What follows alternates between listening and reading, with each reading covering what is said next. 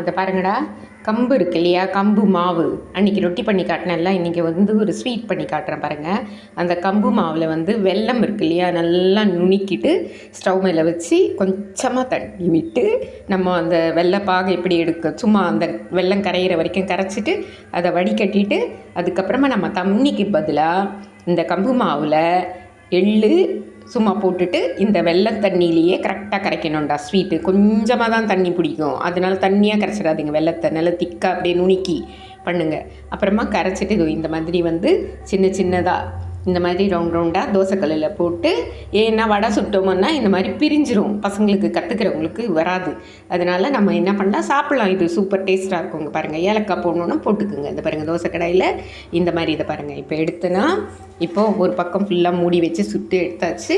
இதை பாருங்கள், second time அதை திருப்பி போட்டு ஃபுல்லாக சுட்டு எடுத்தாச்சு. இவ்வளோ தாண்டா. லைக் பண்ணுங்கள், ஷேர் பண்ணுங்கள், கற்றுக்குங்க கம்பு ஸ்வீட்டு அடை. Okay, thank you.